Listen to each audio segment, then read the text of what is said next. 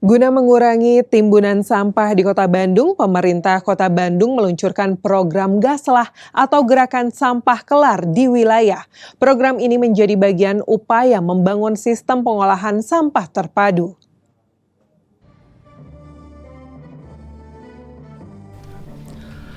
Peluncuran program Gaslah dilakukan sebagai langkah nyata pemerintah Kota Bandung dalam menangani persoalan sampah yang selama ini menjadi masalah serius.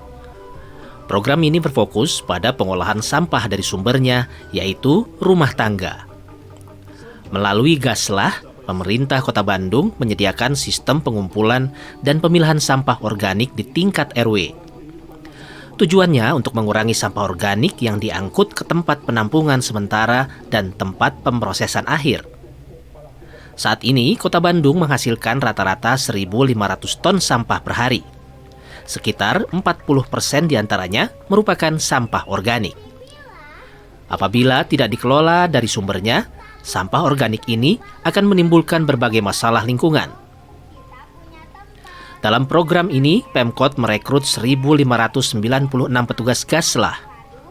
Petugas ini ditempatkan 1 orang di setiap RW. Mereka bertugas memilah dan mengolah sampah organik dengan target setiap RW mampu mengolah sedikitnya 25 kg sampah organik per hari. Alhamdulillah pagi hari ini kita meluncurkan Gaslah. Timingnya memang dipercepat karena memang kita sedang mengalami krisis pengolahan sampah. Setelah insenerator dilarang di Kota Bandung, di Kota Bandung ini, maka kita respons dengan meluncurkan Gaslah, di mana kita merekrut 1.596 petugas pemilah sampah yang ditempatkan 1 orang 1 RW. Petugas Gaslah digaji sebesar Rp1.250.000 per bulan.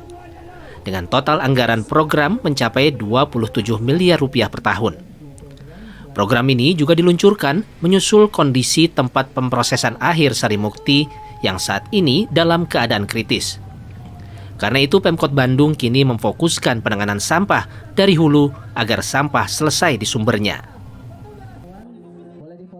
Ya, ini harus tetap dibantu pemilah ya, karena pemilah sampah sudah ada, bukan berarti tadi itu kan jangan mereka doang gitu kan, sesuai lagu kan.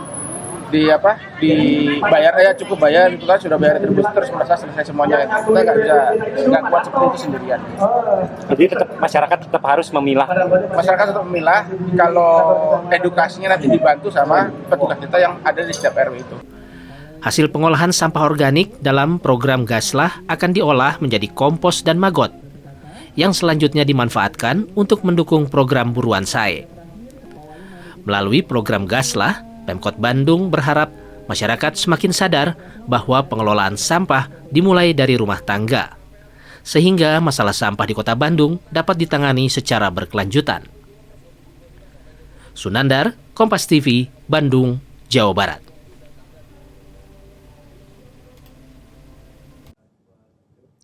Sesar Lembang menjadi salah satu sesar aktif di Jawa Barat yang perlu diwaspadai. Meski data kegempaan menunjukkan kekuatan gempa relatif kecil, potensi dampaknya tetap perlu dimitigasi. Beberapa waktu belakangan ini, isu mengenai sesar Lembang ramai diperbincangkan masyarakat. Mulai dari apa itu sesar Lembang, kapan terjadinya pergerakan sesar Lembang ini, hingga berapa besar guncangan yang bisa ditimbulkan apabila pergerakan sesar Lembang terjadi. Nggak terlalu tahu ya, cuman yang saya tahu tuh kayak ada pergeseran dari sesarnya itu yang menyebabkan gempa bumi besar di kawasan Bandungnya. Ya, sepengetahuan saya itu aja sih kalau untuk sesar Lembang itu. Tahunya seringnya dari mana sih? Banyak dari berita-berita kayak dari TikTok, dari Instagram, kayak gitu. Kebanyakan dari sosial media. Ya, dari sosial media. Apa cenah kata sosmed itu lumayan bikin panik? Ya, bikin panik. Ya, soalnya kan dampaknya juga gede, sama jangkauannya luas terutama itu. Menurut penyelidik Bumi Utama Badan Geologi, Supartoyo, sesar Lembang merupakan sesar aktif di Jawa Barat yang secara geologis tampak sebagai tebing yang berbatasan dengan dataran. Sesar ini terbentang dari Padalarang, Ngamprah, Parongpok, Kecamatan Lembang hingga Cilengkrak, dengan panjang sekitar 27 hingga 29 km. Skenario terburuk yang akan terjadi jika seluruh sesar Lembang bergerak bersamaan, yaitu gempa bumi yang mencapai magnitudo 6,8 hingga magnitudo 7. Namun berdasarkan data sejak tahun 1600-an hingga kini, kenyataannya gempa bumi yang disebabkan sesar Lembang tercatat berkekuatan di bawah magnitudo 5 dan guncangannya cenderung tidak terasa hingga kota Bandung. Pergeseran sesar per tahun pergerakannya 2 hingga 4 mili. Yang perlu diperhatikan oleh masyarakat di wilayah kota Bandung, jangan hanya sumber gempa bumi dari sesar Lembang, tapi sumber gempa bumi lainnya, yaitu dari zona penunjaman. Di mana zona penunjaman ini merupakan pertemuan antara dua lempeng besar yang terjadi di Samudra Hindia di selatan Jawa Barat.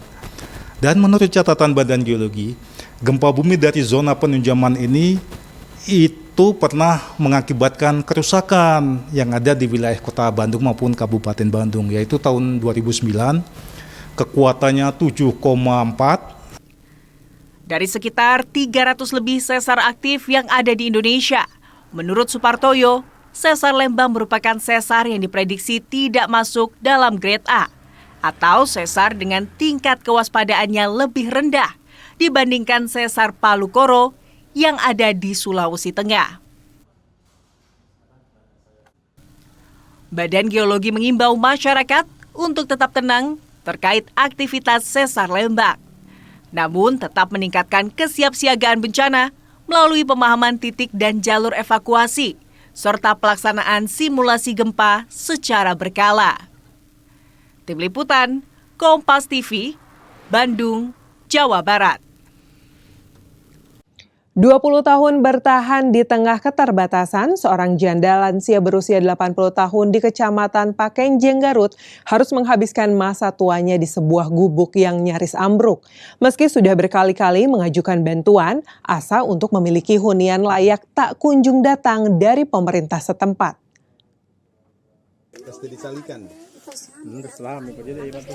Inilah rekaman amatir yang memperlihatkan kondisi memprihatinkan kediaman Mak Momoh, seorang janda tua renta di Kampung Cinta Kasih, Desa Tanjung Jaya, Garut. Gubuk kayu yang sudah lapuk ini terlihat miring dan hampir roboh dimakan usia. Hidup sebatang kara, wanita berusia 80 tahun ini hanya bisa pasrah saat hujan deras mengguyur. Atap yang bolong membuat seluruh isi rumah basah.